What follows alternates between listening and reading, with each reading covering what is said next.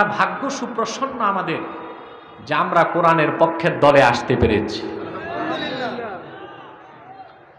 এই কোরআন কারীমের পক্ষে যারা আর বিপক্ষে যারা, তাদের একটি তুলনামূলক দৃষ্টান্ত আল্লাহ তাআলা সূরা ফাতিরে দিয়েছেন। আমি তা আপনাদের শোনাচ্ছি। পার্থক্য কি? কোরআনের পক্ষে যে দল তাদের স্বরূপ কি, আর বিপক্ষে যে দল তাদের স্বরূপ কি, আল্লাহ ব্যাখ্যা করেছেন। وَمَا يَسْتَوِي الْأَعْمَى وَالْبَصِيرُ وَلَا الظُّلُمَاتُ وَلَا النُّورُ وَلَا الظِّلُّ وَلَا الْحَرُورُ وَمَا يَسْتَوِي الْأَحْيَاءُ وَلَا الْأَمْوَاتُ। আল্লাহ পাক বলেন, ওয়ামা ইয়াস্তাউিল আ'মা ওয়াল বাসীর, চক্ষুষ্মান যার চোখ আছে আর অন্ধ কোনোদিন সমান হতে পারে না। পারে? ওয়ালা যুলুমাতু ওয়ালান নূর, অন্ধকার আর আলো সমান হতে পারে না। ছায়া এবং রৌদ্র সমান নয়। জীবিত প্রাণবন্ত জীবন্ত মানুষ আর মৃত লাশ সমান নয়। তার মানে কি?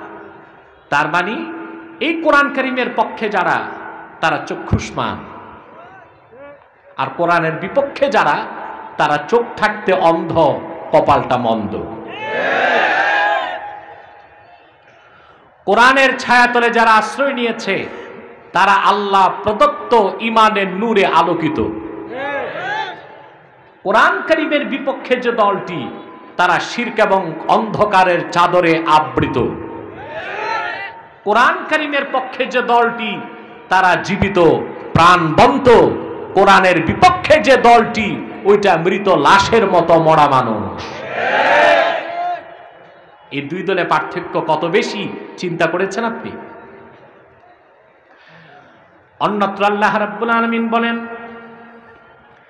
মাথালুল ফারীকাইনি কাল আ'মা ওয়াল আসাম্মি ওয়াল বাসীরি ওয়াস সামী'i হাল ইয়াস্তাওয়িয়ানি মাসালান আফালা তাযাক্কারুন।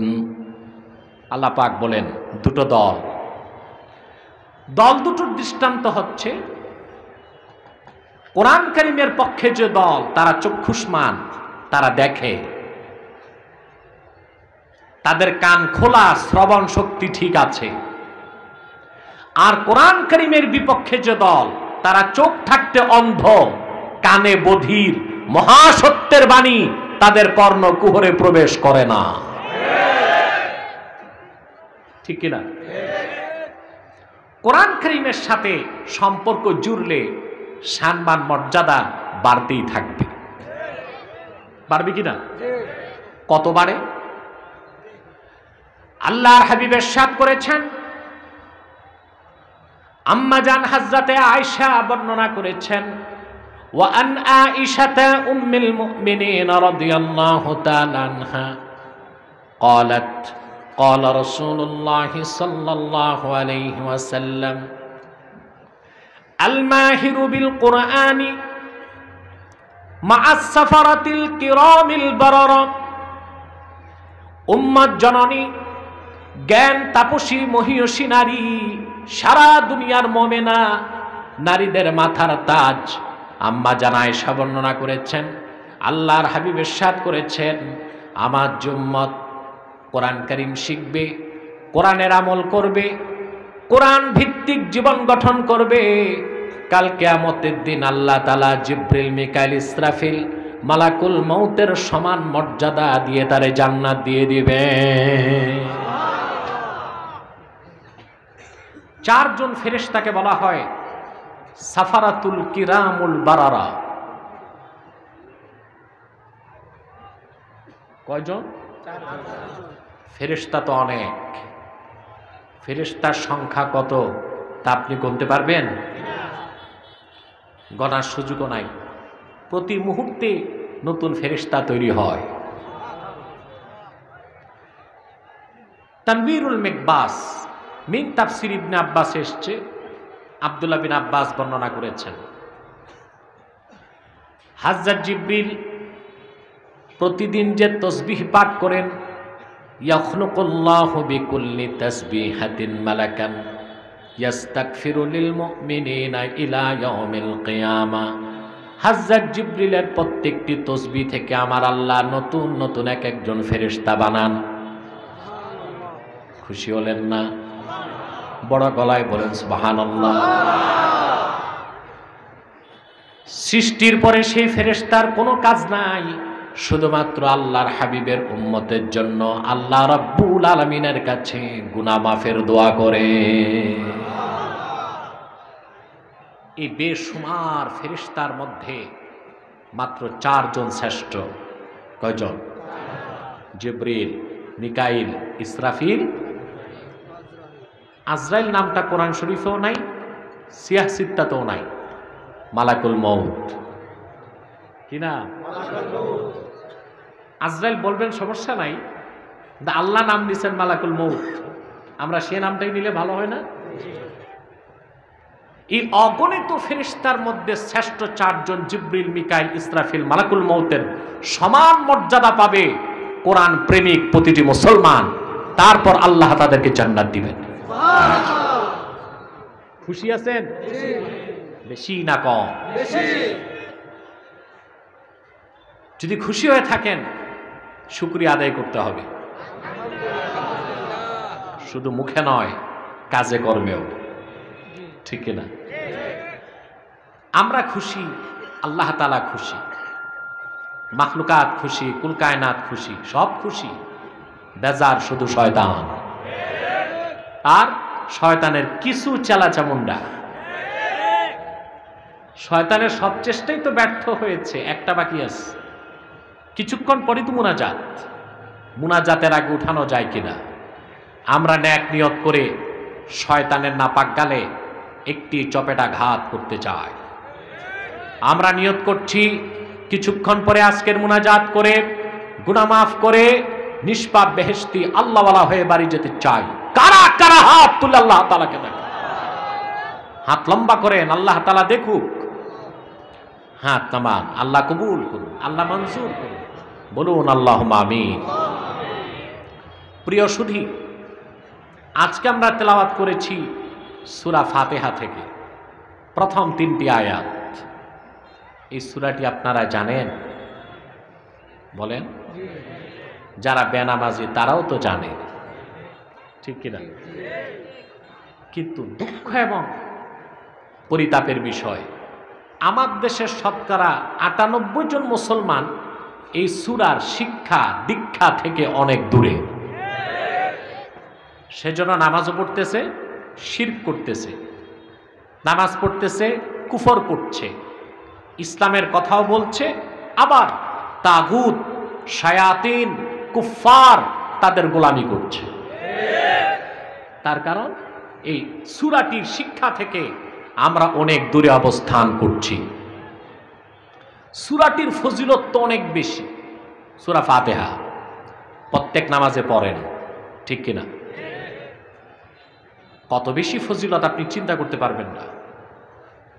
সহিহ বুখারী 2য় খণ্ড কিতাবুত তাফসিরে হাদিস এসেছে, আল্লাহর হাবিবের জলিলুল কদর সাহাবী ছিলেন হযরত আবু সাঈদ মুআল্লা রাদিয়াল্লাহু তাআলা। তিনি বলেন, আমি একদিন মসজিদ নববীতে নামাজ পড়ছিলাম। হাদিসটি বুখারীতেও আছে, মুসলিমও আছে, ভিন্ন ভিন্ন শব্দে। সাহাবী বলেন, ফাদাআনিয়ান নাবিয়্যু সাল্লাল্লাহু আলাইহি ওয়াসাল্লাম ফালাম উজিবহু। মুসলিমে এসেছে ফাদাআনি রাসূলুল্লাহ সাল্লাল্লাহু আলাইহি ওয়াসাল্লাম ফালাম উজিবহু। আমি নামাজে ছিলাম, আল্লাহর রাসূল আমাকে ডাকলেন, নামাজে থাকার কারণে আমি রাসূলুল্লাহর ডাকের জবাব দিলাম না। সাহাবী কাজটা ঠিক করছেন না ভুল করছেন? আপনারা বলতে পারলেন না, জোরে বলেন, বুঝে শুনে বলেন, ঠিক করছেন না ভুল করছেন? এদিকে কেউ কেউ বললেন ঠিক করছেন, আবার কেউ বলছেন ভুল করছেন। ঠিক মানে দুইটা ভাগ হয়েছেন আপনারা। কয়টা ভাগ হয়েছে? আমাদের দেশে কিছু মানুষ কথা বলে, কথাগুলো সুন্দর, উদ্দেশ্য খারাপ। বলে কোরআন হাদিস থাকতে মাযহাব মানার দরকার কি? কথা তো সুন্দর, কিন্তু কি রকম কথা? হযরত আলী যে বলেছিলেন কালিমাতু হাক্কিন উরিদা বিহাল বাতিল, কথা সত্য, উদ্দেশ্য খারাপ। আছে না কিছু ভাই? বলে যে কোরআন হাদিস বুঝি, ইমাম আজমকে মানার দরকারটা কি, মাযহাব মানার দরকার কি? আমি বুখারী থেকে একটি হাদিসের একটি লাইন বললাম, বুঝার ক্ষেত্রে একটি মাঠে দুইটা দল হয়ে গেল। বুঝের মধ্যে কথা বলে না। সহিহ বুখারী থেকে একটি হাদিসের একটি বাক্য পড়লাম, আপনারা সবাই সমান বুঝলেন না। কেউ বললেন ভুল করছে সাহাবী, কেউ বললেন ঠিক করছে। তাহলে বোঝা যায় সবার বুঝ সমান নয়। তুমি আমি সারা জিন্দেগি এলেম অর্জন করে যতটুকু এলেম অর্জন করতে পারবো কোরআন হাদিস থেকে, তা ইমাম আবু হানিফার সারা জীবনের একটি রাতের 1 ঘন্টার এলেমের সমান হবে না মুসলমান। তাহলে মাযহাব মানার দরকার আছে। আজকে সেটা আমার সাবজেক্ট না, একটু ইঙ্গিত দিলাম। নামাজ শেষ, সাহাবী দৌড়িয়ে আসলেন, এসে বললেন লাব্বাইকা ওয়া সাদাইকা ইয়া রাসূলুল্লাহ, হে আল্লাহর রাসূল আমি হাজির হয়ে গেছি, আপনি কেন ডেকেছিলেন? আল্লাহর হাবিব বললেন আমি ডেকেছিলাম, তখন কেন জবাব দাও নাই? সাহাবী বললেন কুনতু উসাল্লি, আমি নামাজ পড়ছিলাম, নামাজে থাকার কারণে আপনার ডাকের জবাব দিতে পারি নাই। নামাজে থাকলে কেউ ডাকলে জবাব দেওয়া যায়? আমাদের মুরব্বীরা এই মাসালাটা জানে না। নামাজ পড়তেছে, কেউ ডাক দিছে, কাশি দেয়, বুঝায় আমি নামাজে আছি, কিন্তু এই যে কাশি একটা দিল, নামাজ কিন্তু শেষ। ঠিক কিনা? কোন অবস্থায় ফরজ নামাজ শুরু করলে কেউ ডাকলে জবাব দেওয়া, তবে হ্যাঁ ফতোয়া শামিতে কিছু মত আছে। বিশেষ কারণে ফরজ নামাজ আপনাকে ছাড়তে হবে। আপনি নামাজে দাঁড়িয়েছেন, আপনার বন্ধুর দোকানে আগুন লেগেছে, পাশে মসজিদ, সে চিৎকার দিয়ে আপনাকে আশ্রয় চাইল যে আমার উপকার করো। বুঝতেছেন? ফতোয়া শামিতে এসছে ফাইন জান্না আন্নাহু ফিল মুসিবা, নামাজি যদি বুঝে যে ডেকেছে সে বিপদে আছে, আপনি না গেলে আগুনে জ্বলে যাবে, আল্লাহর হুকুম বান্দা নামাজ ছাড়ো, আমার বান্দাকে রক্ষা করো, তারপরে আবার নামাজ পড়ো। এর নামই তো মানবাধিকার। নামাজ কার হক? আল্লাহ, হাক্কুল্লাহ। আর বান্দাকে রক্ষা করা হাক্কুল ইবাদ, এটাকে বলা হয় হিউম্যান রাইটস। পশ্চিমারা মানবাধিকারের কথা বেশি বলে, কিন্তু ইতিহাস সাক্ষী দেয় এই পৃথিবীর মানুষকে মানুষ মানবতা মানবাধিকারের শিক্ষা দিয়েছে একমাত্র আল্লাহর কোরআন। পশ্চিমারা গণতন্ত্রের কথা বলে, মানবাধিকারের কথা বলে, মানবতার কথা বলে, এই সব হচ্ছে মানবতার সাথে প্রহসন। বিশ্ব মানবতার বিরুদ্ধে যত চক্রান্ত ষড়যন্ত্র, সব কিছুর হোতা হচ্ছে পশ্চিমা দুনিয়া। কিন্তু চোরের মার বড় গলা, তারাই আবার মুসলমানদেরকে সন্ত্রাসী বলে। ইসলাম ও মুসলমানের সাথে সন্ত্রাসের কোনো সম্পর্ক নেই।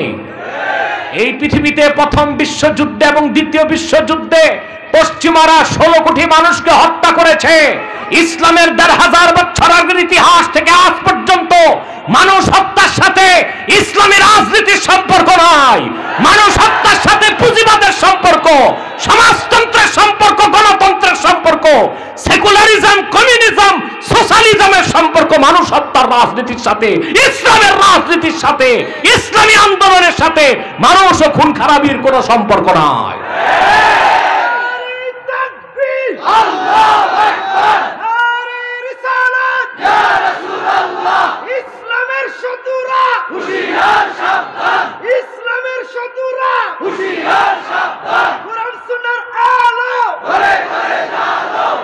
আমার ভাইরা বলেন তো, মানুষকে হত্যা করার একটি মারণাস্ত্র মুসলিম আবিষ্কার করেছে, নাম বলতে পারবেন?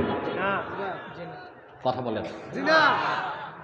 ডেডলিস্ট উইপন, মাস ডিস্ট্রাকটিভ ডেডলিস্ট উইপন, ব্যাপক ধ্বংসাত্মক মারণাস্ত্র সব আবিষ্কার করছে বিজাতি।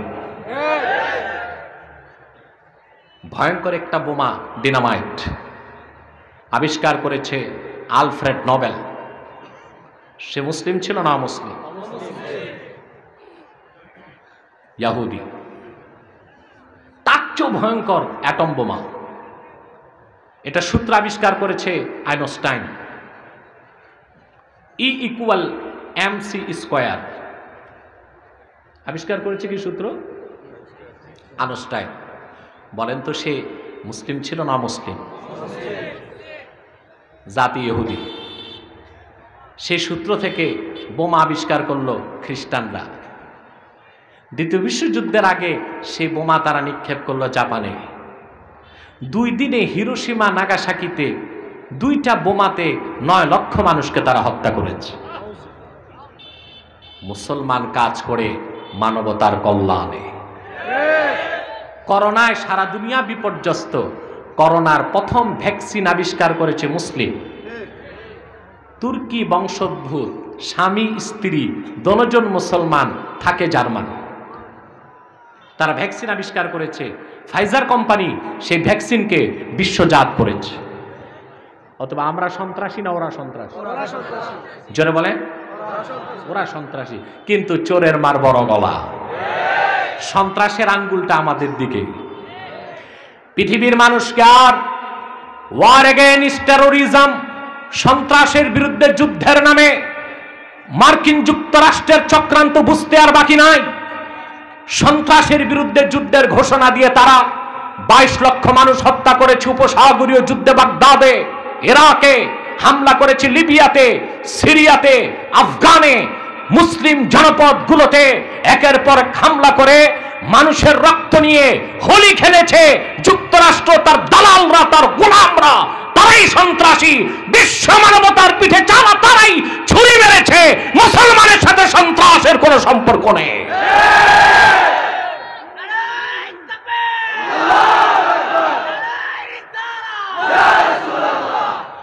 দেখুন আল্লাহ মানবাধিকারকে কতটুকু স্থান দিয়েছে। আল্লাহর হুকুম, নামাজ পড়তেছো, আমার বান্দা বিপদে, নামাজ ছেড়ে তারে রক্ষা করো।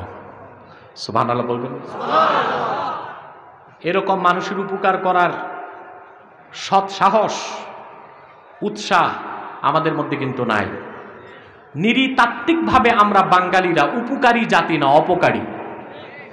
একজন চেষ্টা করে আরেকজনকে কিভাবে বাঁশ দেওয়া যায়, কি ধরনের বাঁশ, কোন সাইজের বাঁশ কতক্ষণে দেওয়া যায়, এই চিন্তা আমরা বেশি করি। ঠিক কিনা বল না?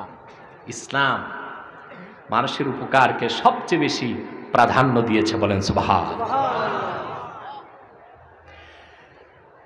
কিন্তু প্রশ্ন হলো, কেউ ডাকলে নামাজ ছাড়া যায় না। সাহাবীকে ডেকেছিলেন কে? সাইয়্যিদুল মুরসালিন রাসূল রাব্বিল আলামিন মুহাম্মাদুর রাসূলুল্লাহ সাল্লাল্লাহু আলাইহি ওয়াসাল্লাম। আল্লাহর হাবিব বললেন, আমি যে ডেকেছিলাম জবাব দাও নাই কেন? বলেন, কুনতু উসাল্লি, আমি নামাজ পড়তেছিলাম। তাৎক্ষণিক আল্লাহর হাবিব বললেন, আলাম ইয়াকুলিল্লাহু ইস্তাজিবু লিল্লাহি ওয়া লির-রাসূলি ইযা দাআকুম। সাহাবী, আল্লাহ কি কোরআনে বলেন নাই আল্লাহ এবং রাসূল যখন ডাক দেয় তোমরা সঙ্গে সঙ্গে জবাব দিয়ে দাও? সাহাবী, তোমার নামাজ ছিল ফরজ, আমি রাসূল ডেকেছিলাম, নামাজ ছেড়ে সেই ডাকের জবাব দেওয়া ছিল তার চেয়েও বড় ফরজ। সুবহানাল্লাহ। এটা হাদিসের প্রথম অংশ। দ্বিতীয় অংশে এসেছে আমাদের বিষয়টা। আল্লাহর হাবিব সাহাবীর হাত ধরলেন, বললেন আমি তোমাকে কেন ডেকেছি জানো? সাহাবী বললেন জি না। আল্লাহর হাবিব বললেন আউআল্লিমান্নাকা আযমা সূরা ক্বাবলা আন তাখরুজা মিনাল মসজিদ। এই মসজিদ থেকে বের হবার আগেই আমি কি তোমাকে কোরআনের শ্রেষ্ঠ সূরাটা শিক্ষা দিব? আমার মনে হয় পিছনের লোকগুলো ঘুমাচ্ছে। রাসূলুল্লাহ বললেন আমি কি মসজিদ থেকে বের হওয়ার আগে কোরআনের শ্রেষ্ঠ সূরাটা তোমাকে শিক্ষা দিব? সাহাবী বললেন জি। আল্লাহর হাবিব যখন মসজিদ নববী থেকে বের হতে লাগলেন, সাহাবী বললেন ইয়া রাসূলুল্লাহ, ইয়া হাবিবাল্লাহ, আপনি বলেছেন মসজিদ নববী থেকে বের হবার আগে আমাকে কোরআনের শ্রেষ্ঠ সূরাটা শিখাবেন। আল্লাহর হাবিব বললেন হ্যাঁ, শুনে রাখো, মনে রেখো, হিয়া সূরাতুল ফাতিহা। আল্লাহর কোরআনের শ্রেষ্ঠ সূরার নাম হলো সূরাতুল ফাতিহা। বলেন সুবহানাল্লাহ। 114টি সূরার মধ্যে শ্রেষ্ঠ সূরার নাম কি বলুন তো? মাইক খুব বাজে সার্ভিস দিচ্ছে, আওয়াজ স্পষ্ট না, কানে লাগতেছে। এই মাইকটা আনছো কেন? বেলাল মাইক ছিল না? এই অবস্থা কেন? কেন হঠাৎ নষ্ট হবে? ওর ভিতরে কোনো ভাইরাস ঢুকছে কিনা দেখো।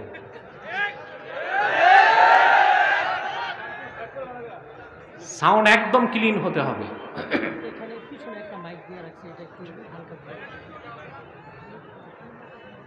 আপনার একটা আওয়াজ দিয়ে বলেন কোরআনের শ্রেষ্ঠ সূরার নাম কি? প্রশ্ন হলো কেন? 114টি সূরায় তো বাকারাও আছে না? বাকারা বড় সূরা না? আয়াতুল কুরসিও আছে সূরা বাকারাতে, তা শ্রেষ্ঠ হলো না? 7 আয়াতের ফাতিহা শ্রেষ্ঠ হলো কেন? প্রশ্ন আসে?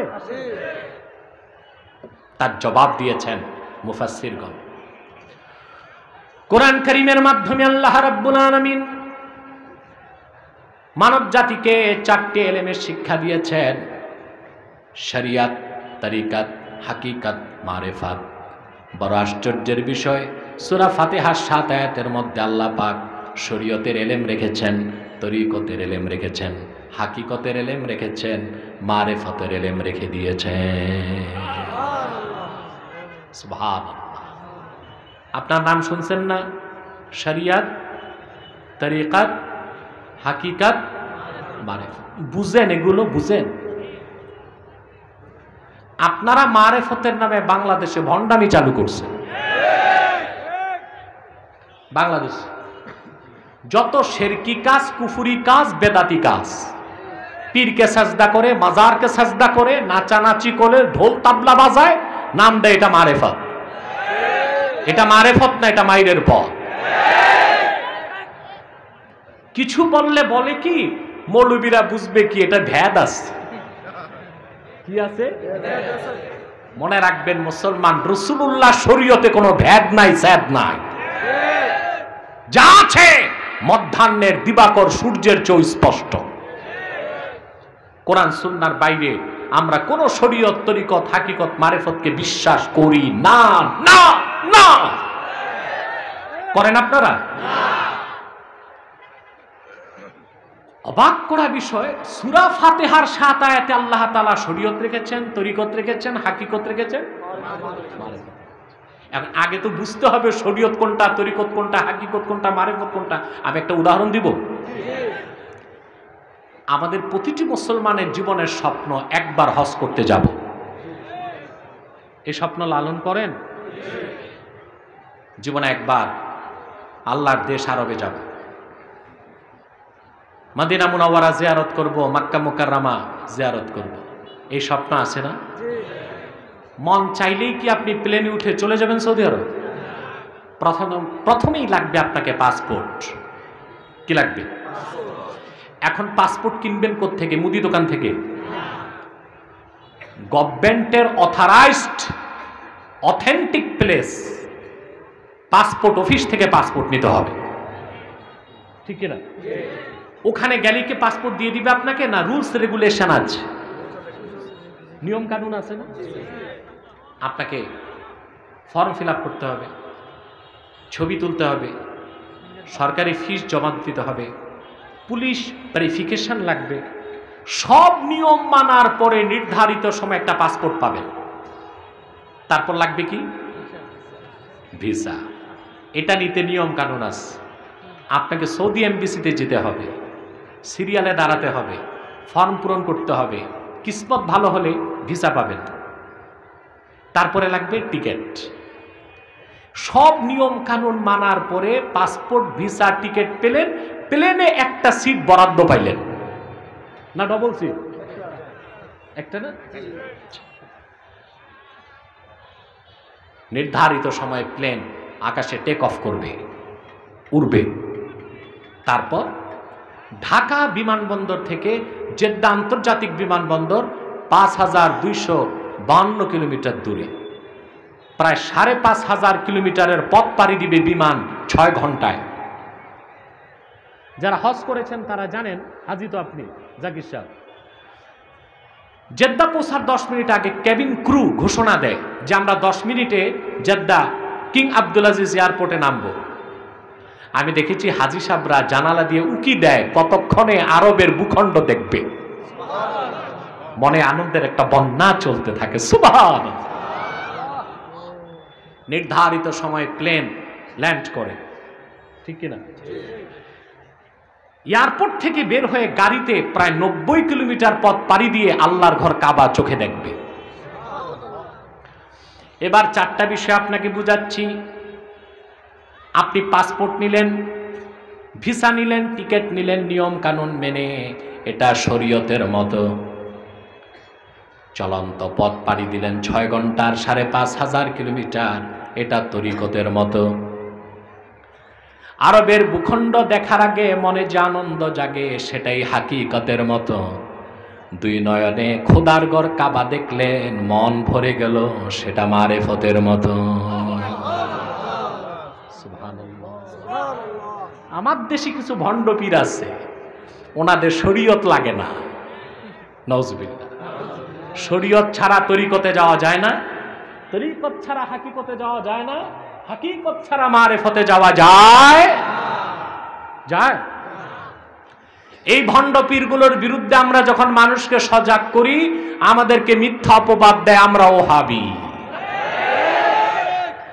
আমাকে তো সাহস পায় না পুরা ওহাবি বলতে, বলে গোলাপি ওহাবি।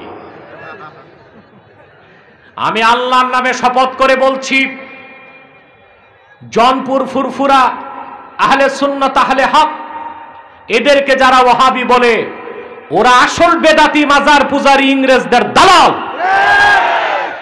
আমরা কখনো তাদেরকে শিরক কুফরের বিরুদ্ধে আন্দোলনে পাই না, পাই না। যারা শিরকের বিরুদ্ধে, কুফরের বিরুদ্ধে, তাগুতি শক্তির বিরুদ্ধে আন্দোলন করে, সে যেই হোক, জনপুর হোক, ফুরফুরা হোক, দেওবন্দি হোক, শিরক কুফরের বিরুদ্ধে যারা আন্দোলন করে তারাই তো প্রকৃত সুন্নি হওয়ার দাবিদার। কথা বলে। আর যারা এইসব বেসরা পীর, গান বাদ্য, একতারা, দোতারা, সেতারা, তাম্বুরা, জাম্বুরা এগুলো নিয়ে আসে, শরীয়তের ধারে কাছেও নাই, বলে আমাদের কাছে তো মারেফত, মৌলবীরা বুঝবে কি? আচ্ছা বলেন তো ভাই, দুধ ছাড়া মাখন হতে পারে? বিশ্ববরণ্য সুফি সাধক ইমামে সাহরওয়ার্দী তার বিখ্যাত কিতাব আওয়ারিফুল মারিফি লিখেছেন, আশ-শরিয়াতু কাল্লাবানি ওয়াল মারিফাতু কাজ-জুবদা। শরীয়ত হচ্ছে দুধের মতন, আর মারিফত হচ্ছে সেই দুধের মাখনের মতো। দুধ ছাড়া যেমন মাখন হতে পারে না, রাসূলুল্লাহ শরীয়তকে বাদ দিয়ে কোরআনের মারিফত কোনোদিন অর্জন হতে পারে না। এবার আসেন, শ্রেষ্ঠ সূরার নাম কি বলুন? আওয়াজটা ছোট হয়ে গেল কেন? শ্রেষ্ঠ 4টা এলেম এই সূরায় আছে, শরিয়ত, তরিকাত, কিতাব। অবাক করা বিষয়, সূরা ফাতিহার শুরুতেই আল্লাহ পাক মারিফত দিয়ে শুরু করেছেন, আলহামদুলিল্লাহি রাব্বিল আলামিন আর রহমানির রহিম মালিকি ইয়াউমিদ্দিন। এই সব আমার আল্লাহর পরিচয়, আল্লাহর পরিচয়কে বলা হয় মারিফত। বলেন সুবহানাল্লাহ। এরপরে আল্লাহ তাআলা বলেন, ইয়্যাকা না'বুদু ওয়া ইয়্যাকা নাস্তাইন, একমাত্র আমরা তোমারই ইবাদত করি, একমাত্র তোমারই কাছে সাহায্য চাই। এখান থেকে শরীয়ত শুরু। ইবাদত মানে নিয়ম কানুন। ওযু করবেন, তার নিয়ম আছে। নামাজ পড়বেন, তার নিয়ম আছে। নিয়ম ছাড়া নামাজ হবে? হবে? বেশরা ভণ্ড পীররা ওযু গোসল লাগে না, মনে মনে নামাজ পড়ে। এইরকম ভণ্ড পীর যদি পান, ভালো করে হাত পা গাছের সাথে বেঁধে রাখবেন। ক্ষুধা লাগলে বলবে ভাত দাও, বলবেন না নামাজও মনে মনে পড়ো, খাওয়া দাওয়া মনে মনে করো। ঠিক কিনা? এই ভণ্ড পীরদের জবাব আমরা স্পষ্টই দিয়ে থাকি, আলহামদুলিল্লাহ। নিয়ম কানুনের নাম শরিয়ত। নিয়ম কানুনের নাম কি? আল্লাহ পাক বলেন, ইহদিনাস সিরাতাল মুস্তাকিম, সহজ সরল পথ দেখাও, এটা তরিকাত। সিরাতাল্লাযীনা আন'আমতা আলাইহিম, তাদের পথে চালাও যেই পথে চলেছে তোমার নেয়ামত প্রাপ্ত বান্দাগণ। ঈমানের নেয়ামত যখন পূর্ণ হয়ে যায় সিনায়, বান্দা ঈমানের মধুর স্বাদ পেয়ে যায়, তারই নাম হাকিকত। বলেন সুবহানাল্লাহ। শরিয়ত, তরিকাত, হাকিকত, মারিফত, 4টা এলেম আল্লাহ পাক সূরা ফাতিহার 7 আয়াতের মধ্যে রেখে দিয়েছেন। সেজন্যই আল্লাহর হাবিব সূরা ফাতিহাকে সর্বশ্রেষ্ঠ সূরা বলে আখ্যায়িত করেছেন। এবার আসেন প্রথম আয়াতটি আমরা একটু ব্যাখ্যা করি। আলহামদুলিল্লাহি রাব্বিল আলামিন, সকল প্রশংসা কার? আল্লাহ। জোরে বলেন কার? আল্লাহ। আল্লাহ। আল্লাহ যত বড়, ওনার নামটাও তত বড়।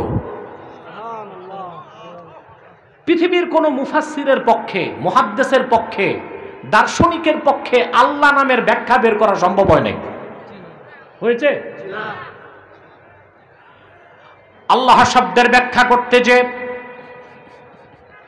বিশ্ববরেণ্য মুহাদ্দিস হযরত মোল্লা আলী ক্বারী রাহমাতুল্লাহি আলাইহি মিশকাতে শরা মিরকাতে লেখেন, আল্লাহ ইসমুল লিযাতিল বারি আল মুস্তাজমিউ লিজামিই সিফাতিহিল কামাল। আল্লাহ আল্লাহর জাতি নাম, যা আল্লাহর সমস্ত সিফতকে জমা রাখে। অর্থাৎ আল্লাহ তিনি যিনি রহমান, যিনি রহিম, যিনি সত্তার, যিনি গফফার, যিনি করিম, যিনি রহমান, যিনি রহিম, যিনি যুল জালাল। বলেন সুবহান। আল্লাহ রাব্বুল আলামিন সেজন্য আল্লাহ তাআলা নিজের পরিচয় দিতে যে সূরা ফাতিহায় প্রথম পরিচয়টা দিয়েছেন, লিল্লাহি রাব্বিল আলামিন, সকল প্রশংসা সে আল্লাহর যিনি সৃষ্টি জগতের রব। বলেন সুবহানাল্লাহ। আল্লাহ আমাদের সর্বশক্তি দিয়ে বলেন আল্লাহ আমাদের, আল্লাহ আমাদের। এখন আসেন, রব হিসেবে আমরা কি আল্লাহকে চিনতে পেরেছি? মনে হয় না। শুরুতেই বলেছিলাম শতকরা 98 জন মানুষ আমরা সূরা ফাতিহার শিক্ষা থেকে, দীক্ষা থেকে বহু দূরে অবস্থান করছি।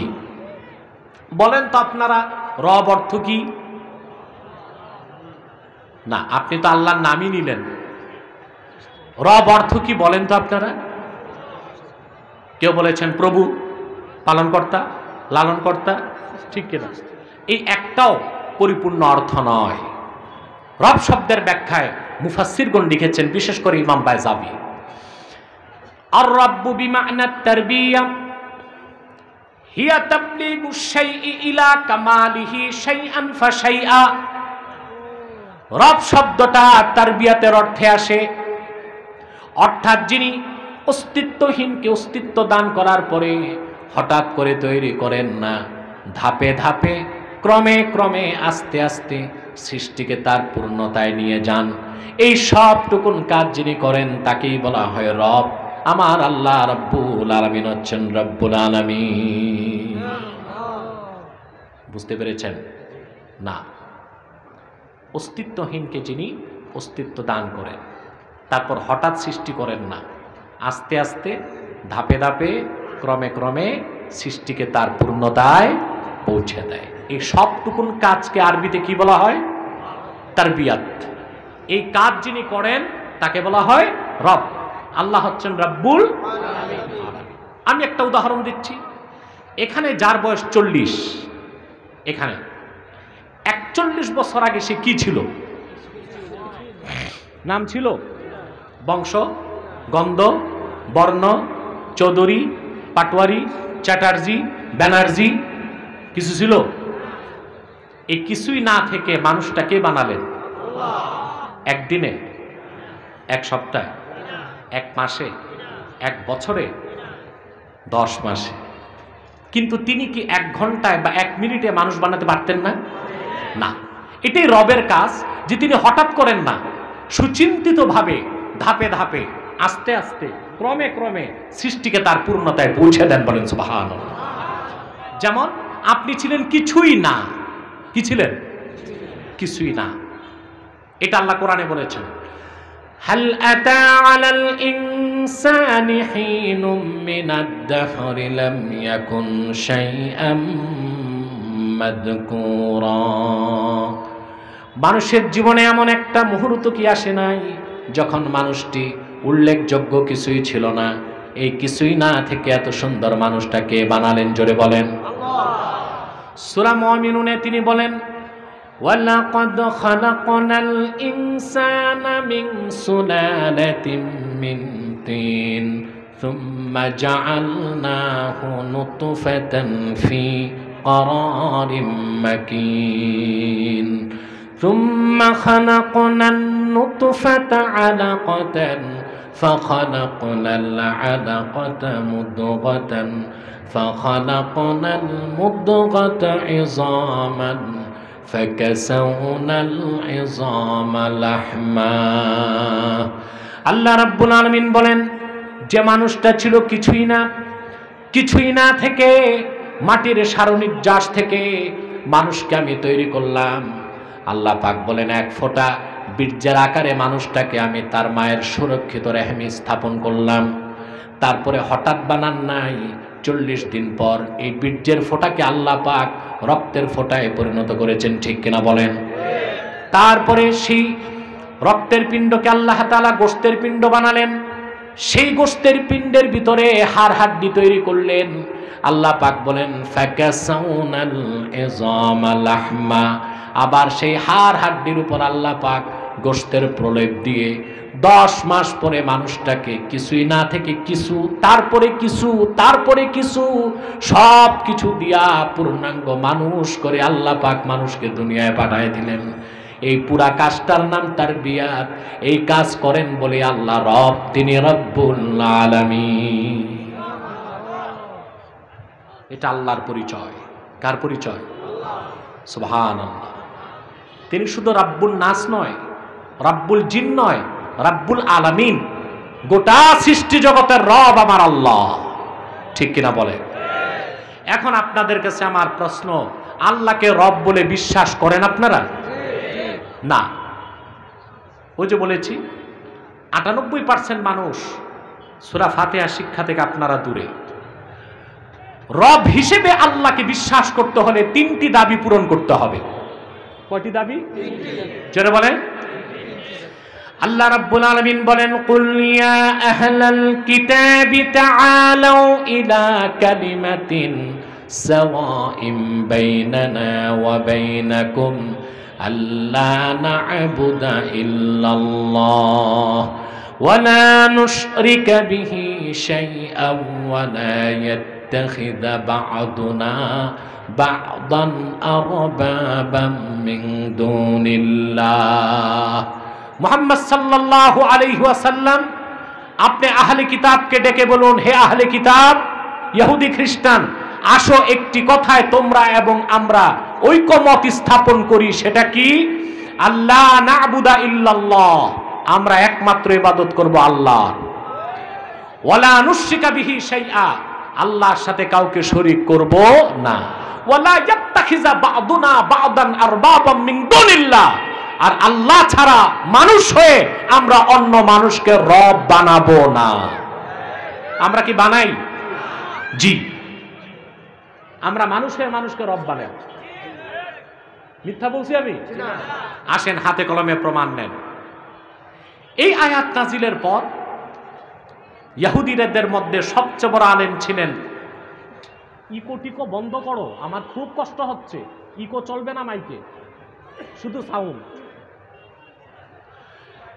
ইহুদিরা আল্লাহর হাবিবের কাছে আসছেন। ইহুদিদের সবচেয়ে বড় আলেম ছিলেন আব্দুল্লাহ ইবনে সালাম, মদিনা মুনাওয়ারাতে। পরে তিনি মুসলমান হয়েছিলেন। তিনি এসে বললেন, ইয়া রাসূলুল্লাহ, আমরা তো আল্লাহকেই রব মানি, আমরা তো ইহুদিরা পরস্পরকে রব মানি না। আল্লাহর হাবিব বললেন, এই হাদিসটি মুস্তাদরাক আলা সাহিহাইনে আছে। আল্লাহর হাবিব জিজ্ঞেস করলেন, তোমাদের মধ্যে তোমাদের পাদ্রী পুরোহিতরা যেটা হালাল করে তোমরা কি তা আইন হিসেবে মানো না? বলেছি।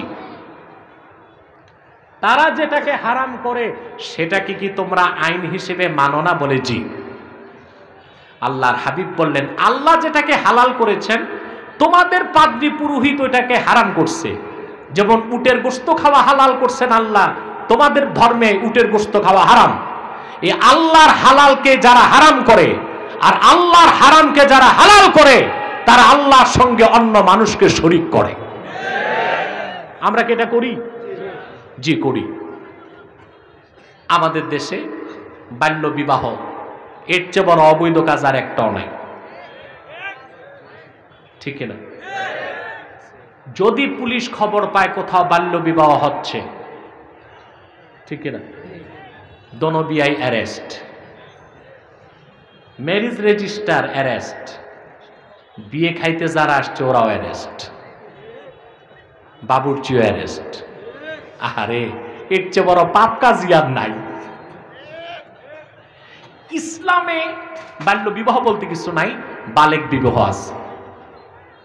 কি আছে? বাল্য বিবাহ বলতে কিছু কি আছে? ছেলে ম্যাচিউরড, মেয়ে ম্যাচিউরড, আল্লাহর পক্ষ থেকে ম্যাচিউরিটি দেওয়া হয়েছে, এখন বিয়েতে আর বাধা নাই। তা আল্লাহ বৈধ করলেন, কিন্তু আমরা 21 বছর আর 18 বছরের আগে এই কাজকে অবৈধ করলাম। করছি কিনা? অপরদিকে ছেলে মেয়ের বয়স যাই হোক, যদি একটু রেস্তোরাঁয়, পার্কে, নদীর পাড়ে, জঙ্গলে ফ্রি মিক্সিং, লিভ টুগেদার, ফষ্টি নষ্টি করে, তাতে দোষ নাই, বাচ্চা মানুষ করতেই পারে। আল্লাহর হালালটাকে হারাম করলাম আর আল্লাহর হারামটাকে, তাহলে আমরা মানুষে মানুষকে রব বানালাম। কথা বল, কথাটা অপ্রিয় সত্য। দেখেন না, আজকে বাল্য বিবাহকে 21 বছর 18 বছর বয়সের আগে আমরা হালাল কাজকে হারাম বানায় ফেললাম। আর আমার দেশে অপসংস্কৃতির নামে, বৈশাখী মেলার নামে, ভ্যালেন্টাইন্স ডে নামে, 31st নাইটের নামে প্রকাশ্যে বিশ্ববিদ্যালয়, স্কুল, কলেজের ক্যাম্পাসে যুবক যুবতী বেলাল্লাপনা, বেহাপনায় লিপ্ত হচ্ছে। স্কুল কলেজের বিদায়ী অনুষ্ঠানের নামে কিশোর কিশোরীরা র্যাগ ডে নামে নিকৃষ্ট বেহাপনায় লিপ্ত হচ্ছে। হারাম কাজকে বৈধতা দিচ্ছি আর আল্লাহর কোরআনের বৈধ কাজকে আইন দিয়ে অবৈধ করেছি আমরা, ঠিক কিনা বলেন?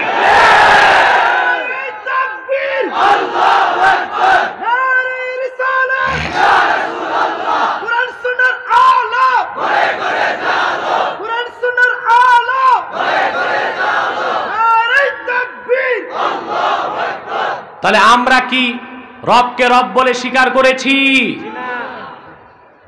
এটাই তো আমাদের ব্যর্থতার মূল কারণ, আমাদের দোয়া কবুল হয় না। চোখের পানিতে বুক ভাসায়, আজাব গজব যায় না, কারণ আমরা আল্লাহর কোরআনের ফর্মুলায় তো মুসলমানই হতে পারি নাই। ঠিক কিনা? তাহলে রবকে রব বলে মানতে কয়টা দাবি পূরণ করতে হবে? সর্বশক্তি দিয়ে বলেন কয়টা দাবি? ইবাদত হবে কার? আল্লাহর সঙ্গে কোনো ব্যক্তি, কোনো বস্তু, কোনো মাজার, কোনো সৌধ, কোনো মিনার, কোনো ভাস্কর্য, কোনো প্রতিমা, কোনো ব্যক্তি, কোনো বস্তুকে শরীক করা যাবে না। 3 নাম্বার, বিধান মানবেন কার? আল্লাহ যা হালাল করছে ওটা হারাম করতে পারবেন না। কথা বলে না?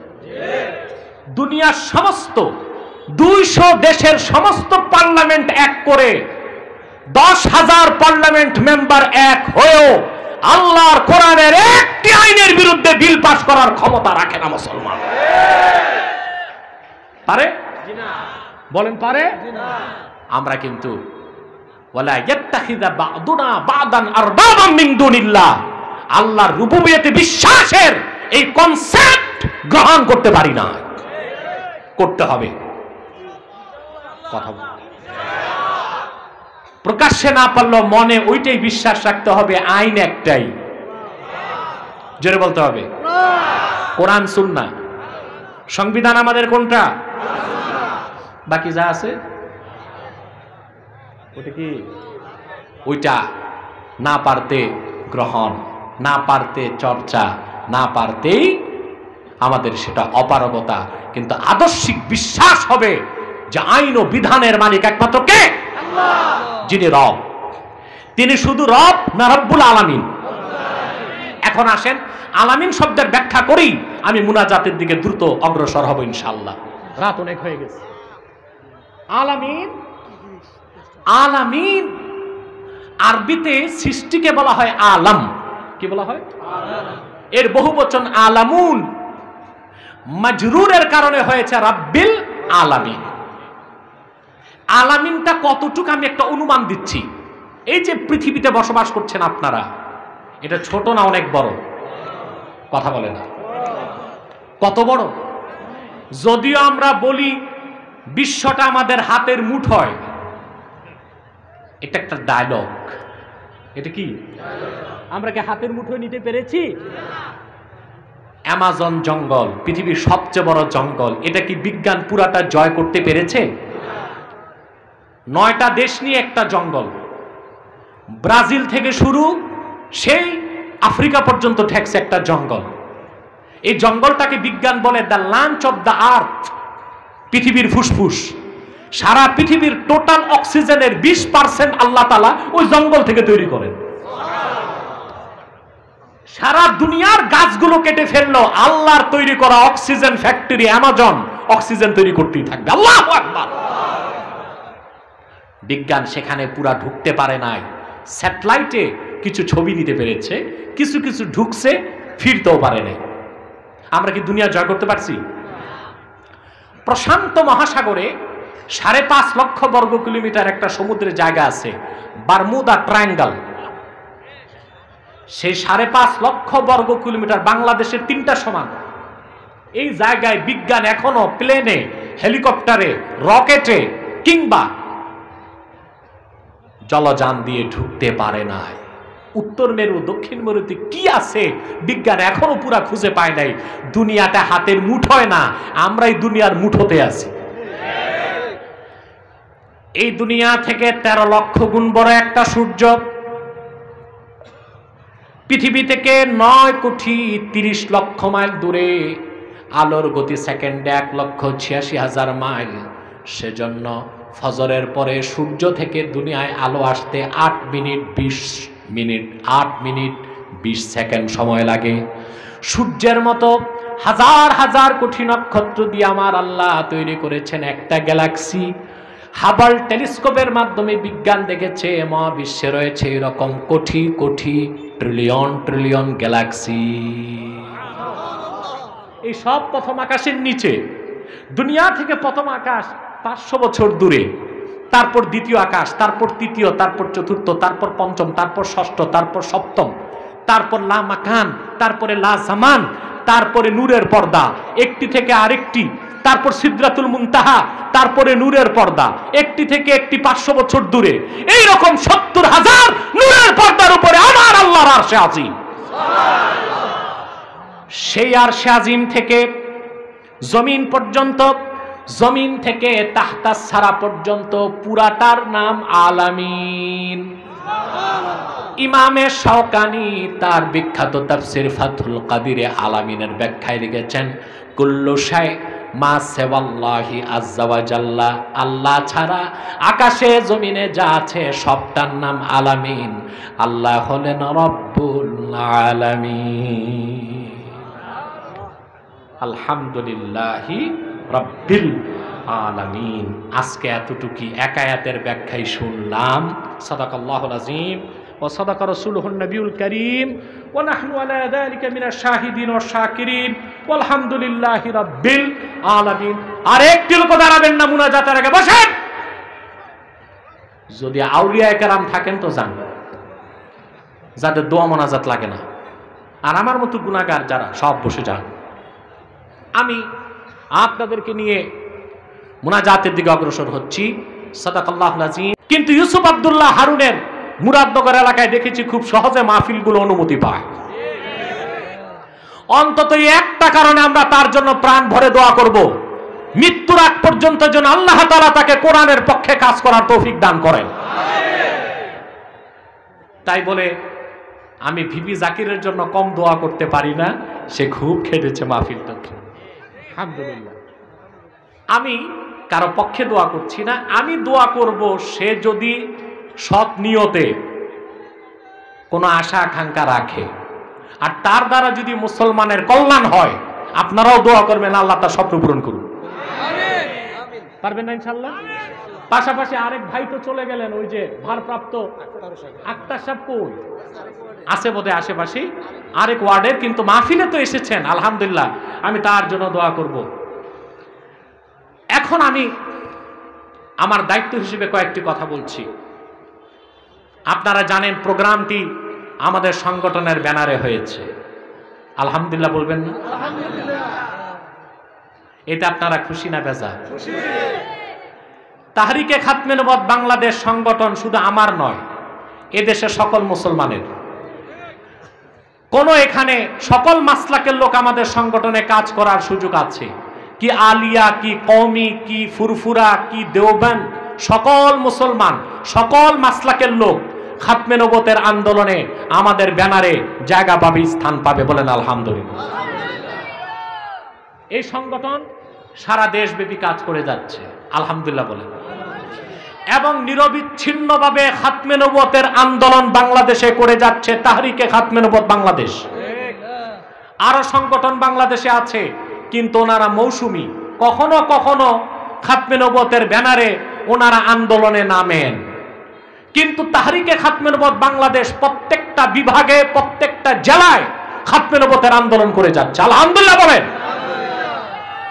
এবং আপনাদের মুরাদনগরে যারা আছে, আমার স্নেহের কর্মীগুলো, আব্দুল কুদ্দুস কোথায়, তারপরে মাওলানা আশরাফ কোথায়, দোনো থানার লোকজন আছে, মাওলানা নাইমুর রহমান সাহেব আছে, জিলানি, তারা তো বক্তব্য রেখেছে, তারা সবাই আমাদের সংগঠনে কাজ করে, মাওলানা ইসমাইল সাহেব, মুহাদ্দিস সাহেব, তারা সবাই কাজ করে, আলহামদুলিল্লাহ। আপনাদেরকে আমি বলবো, আলিয়া কওমি কোনো ভেদাভেদ নাই, সব ভুলে খাতমে নবুয়তের আন্দোলনে তাহরিকে খাতমে নবুয়ত বাংলাদেশের ব্যানারে কাজ করার প্রত্যয় নিতে হবে। রাজি আছেন ইনশাআল্লাহ? মনে রাখবেন, খাতমে নবুয়তের আন্দোলন সবচেয়ে বড় আন্দোলন, খাতমে নবুয়তের জিহাদ সবচেয়ে বড় জিহাদ, ঠিক কিনা? আমি আমার সংগঠনের ব্যানারে মুরাদনগরবাসীকে উদাত্ত আহ্বান করছি, মাসলাক যার যার, দিন ইসলাম সবার, দল যার যার, ইসলাম সবার, ঠিক কিনা?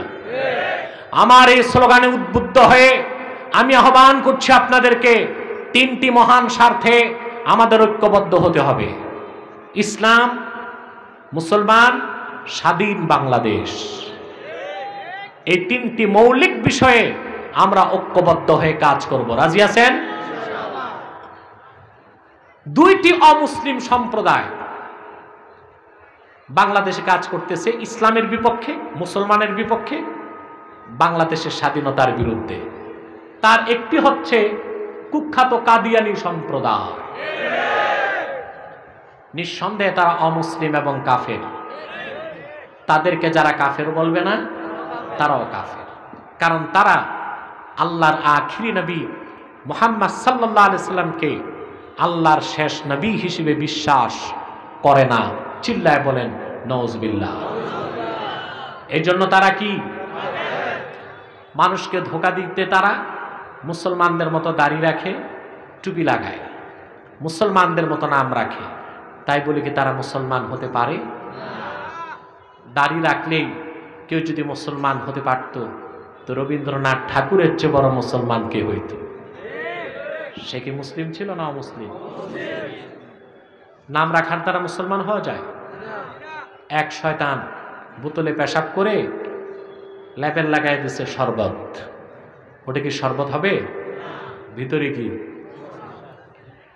তদ্রুপ কাদিয়ানীরা অমুসলিম।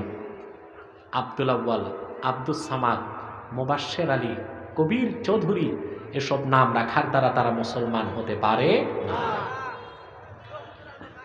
ভাইরা আমার, বন্ধুরা আমার, আমার আল্লাহ নূর নবী আমার মুহাম্মদ সাল্লাল্লাহু আলাইহি ওয়াসাল্লামের ইসলাম ও কোরআনের হাজার হাজার হাজার বছর পরে বর্তমান ভারতের কুখ্যাত পাঞ্জাবের গুরুদাসপুরের কুখ্যাত কাদিয়ানে ইংরেজ আমলে এক শয়তান নিজকে নবী দাবি করছে।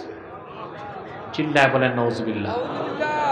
শয়তানটার নাম রেখেছিল তার বাপ মির্জা গোলাম আহমদ কাদিয়ানী। সাবধান, তাকে গোলাম আহমদ বলা যাবে না, কারণ গোলাম আহমদ অর্থ আহমদ এর গোলাম। কোন কাফের কোনদিনও গোলাম আহমদ এর গোলাম হতে পারে না। আর কাদিয়ানের কাজ্জাব ছিল শেষ দরজার কুখ্যাত কাফের। সে গোলাম আহমদ এর গোলাম ছিল না, সে ছিল কুখ্যাত শয়তানের কুখ্যাত গোলাম। কাদিয়ানের কাজ্জাব মিথ্যানবতের দাবিদার মির্জা গোলাম শয়তান কাদিয়ানির উপর গজব এসেছে 1908 সালে। যখন গজব এসেছে, কাদিয়ানের কাজ্জাব মিথ্যানবতের দাবিদার ইংরেজদের 5 আটা গোলাম মির্জা গোলাম শয়তান কাদিয়ানি 1908 সালে ধ্বংস হয়ে কুখ্যাত জাহান্নামের কুখ্যাত কুকুরে পরিণত হয়েছে। তার অনুসারীরাও ধ্বংস হয়েছে। বর্তমানে কিছু কাদিয়ানি বাংলাদেশে আছে, যারা বিভিন্ন দলে ঘাপটি মেরে বসে আছে, বিভিন্ন ডিপার্টমেন্টে ঘাপটি মেরে বসে আছে। তাদের নির্মূল করার জন্য, তাদের চক্রান্ত থেকে দেশ ও জাতিকে রক্ষা করতে সকল দলের মুসলমানকে ঐক্যবদ্ধ হতে হবে। তারা মানুষকে ধোঁকা দিয়ে কাফের বানাবার জন্য নাম পরিবর্তন করে করে মিথ্যা পরিচয় দেয়। কখনো নিজেদের পরিচয় দেয় আহমদী জামাত, কখনো বলে আহমদিয়া জামাত, কখনো বলে আহমদী সম্প্রদায়, কখনো বলে আহমদিয়া সম্প্রদায়, কখনো বলে আহমদী মুসলিম জামাত, কখনো বলে আহমদিয়া মুসলিম জামাত। সাবধান, যত কাদিয়ানি ছিল আছে থাকবে, তারা কেউ আহমদী জামাত নয়, আহমদিয়া জামাত নয়, আহমদী সম্প্রদায় নয়, আহমদিয়া সম্প্রদায় নয়, আহমদী মুসলিম জামাত নয়, আহমদিয়া মুসলিম জামাত নয়। তারা শয়তানি জামাত, কুখ্যাত জাহান্নামে কুখ্যাত কুকুরের দল। আমাদের সকল দলের একটাই দাবি, অনতিবিলম্বে স্বাধীন বাংলায় শয়তান কাদিয়ানীদেরকে রাষ্ট্রীয়ভাবে অমুসলিম ঘোষণা করতেই হবে, করতেই হবে, করতেই হবে। এই দাবি আদায়ে তাহরিকে খাতমে নবুয়ত বাংলাদেশের ব্যানারে যদি জানমাল দিতে হয়, কারা কারা প্রস্তুত আছেন হাত তুলে দেখা।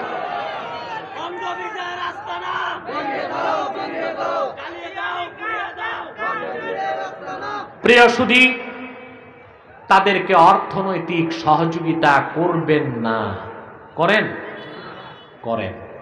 প্রাণ কোম্পানির যত জিনিস তাদের, সেজান কোম্পানির জুস তাদের, RFL এর পণ্য তাদের, প্রথম আলো, ডেলি স্টার, কালের কণ্ঠ, এগুলো তাদের। এগুলো ধরবেন না, কিনবেন না, বেচবেন না। মনে থাকবে? আরেকটি অমুসলিম ফেরকা ইসলাম, মুসলমান ও স্বাধীন বাংলাদেশের বিরুদ্ধে কাজ করে যাচ্ছে, সেটা হচ্ছে ঈসাই তরিকা। খ্রিস্টানদের একটি শাখা, তাদের নাম হচ্ছে ঈসাই তরিকা ভুক্ত মুসলমান। আসলেই তারা খ্রিস্টান। তাদের সংখ্যা বাংলাদেশে এখন 9.5 লক্ষ পার হয়েছে। তারা মানুষকে খ্রিস্টান বানায়, প্রথমে বলে তুমি মুসলমান, তবে ঈসাই মুসলমান, তুমি ঈসার উম্মত মুসলমান। ঈসার উম্মত মুসলমান না খ্রিস্টান? কাজ করে যাচ্ছে তারা। এই ফেরকা সম্পর্ক আপনারা সজাগ এবং সচেতন থাকবেন। তৃতীয়ত আর একটা বাতিল ফেরকা মুরাদনগর ঢুকতেছে, সেটা হচ্ছে হিজবুত তাওহীদ।